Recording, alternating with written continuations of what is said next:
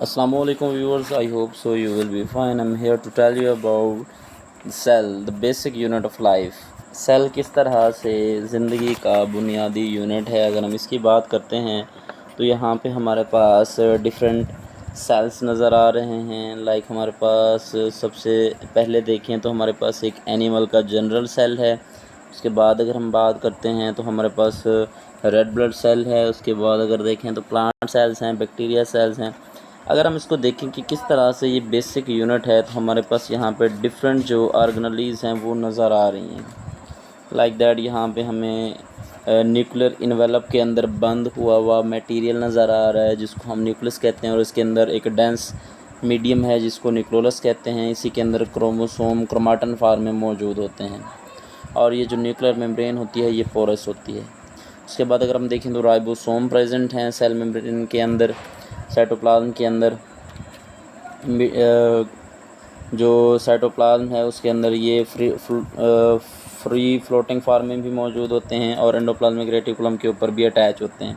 Lysosome मौजूद हैं, vacuoles present हैं, सेंट्रियोल हैं, माइटोकॉन्ड्रिया हैं, और इस तरह जो है हमारे पास स्मूथ एंडोप्लाज्मिक रेटिकुलम है जिसके साथ अटैच नहीं होते राइबोसोम, और जिसके साथ अटैच होते हैं उसको हम रफ एंडोप्लाज्मिक रेटिकुलम कहते हैं। दूसरा, सेल के अंदर गाल्जी बॉडीज़ होती हैं जिनको हम गाल्जी अपरेटस भी कहते हैं। उसके अलावा स्केलेटल मौजूद है जिसको हम माइक्रोफिलामेंट्स और मैक्रोफिलामेंट्स की बात करते हैं। माइक्रोफिलामेंट्स एंड माइक्रोट्यूब्यूल्स जो हैं वो प्रेजेंट होते हैं। सेल थ्योरी की बात करें तो सेल थ्योरी क्या है? All the living organism are made up of cell. ये तमाम जानदार सेल से मिलकर बने हुए हैं। The cell is the basic unit of life in all living things. Third one अगर हम देखें तो हमारे पास all cell come from existing cells, के जो सेल्स होते हैं वो पहले से मौजूद सेल से मिलकर बने होते हैं। This is important because it show that all living things share a similar structure. Two types of cell हमारे पास कौन कौन सी टाइप्स हैं? एक प्रोकैरियोट्स हैं, एक यूकैरियोट्स हैं। प्रोकैरियोट्स वो सेल्स होते हैं जिनमें जो है न्यूक्लियर मेम्ब्रेन के अंदर मौजूद नहीं होता, मतलब फ्री फार्म में मौजूद होता है जो न्यूक्लियस का मटेरियल होता है। लाइक हमारे पास क्रोमोसोम वगैरह हैं। दूसरी तरफ यूकैरियोट्स हैं। यूकैरियोट्स में अगर हम देखें तो इसका साइज़ 10 to 100 माइक्रोमीटर होता है, और इसके अंदर जो ऑर्गेनेलीज़ हैं वो मेम्ब्रेनस बाउंडेड होती हैं। All cell, whether they are prokaryotes or eukaryotes, have some common features. Like हमारे पास प्लाज्मा मेम्ब्रेन है, दोनों में मौजूद होती है। साइटोप्लाज्म है, दोनों में मौजूद होती है। डीएनए दोनों में मौजूद है। न्यूक्लाइड रीजन है वो भी सब दोनों में मौजूद है। न्यूक्लियस जिसको हम कह सकते हैं, न्यूक्लियस जो है वो सिर्फ स्पेसिफाइड होता है यूकैरियोट्स के अंदर। राइबोसोम भी प्रेजेंट होते हैं। ऑर्गेनेलीज़ की बात करते हैं। Organelles are structure that enable the cell to live, grow and reproduce.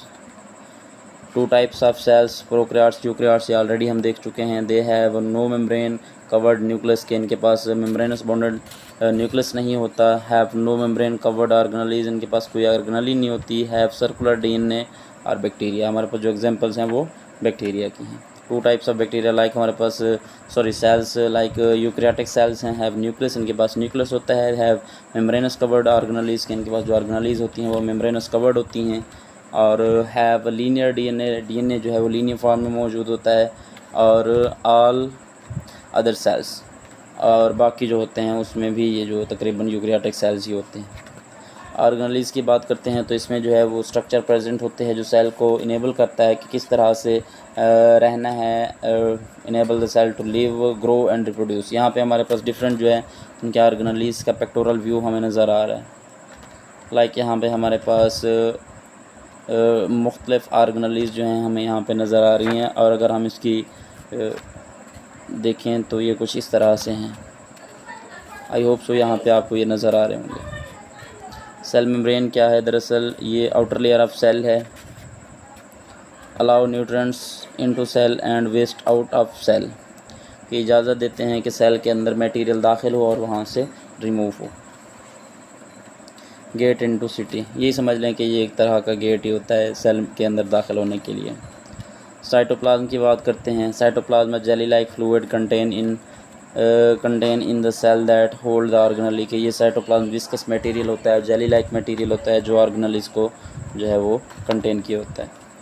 Nucleus the control centre of cell, हमारे पास ये जो है आउटर इसकी मेम्ब्रेन जो होती है वो पोरस होती है और इसके अंदर जो है वो डीएनए मौजूद होता है, कंटेन सेल्स डीएनए। नेक्स्ट अगर हम देखें तो माइटोकॉन्ड्रिया है, पावर सेंटर ऑफ सेल्स जिसको हम कह सकते हैं, एनर्जी पावर हाउस भी इसको कह सकते हैं। इसके दो कवर होते हैं, दो मेम्ब्रेन होती हैं, आउटर मेम्ब्रेन होती है और इनर मेम्ब्रेन होती है। Provide the energy the cell need to move divide, की ये एनर्जी प्रोवाइड करता है कि सेल को जो है वो तकसीम हो जाना चाहिए या नहीं होना चाहिए।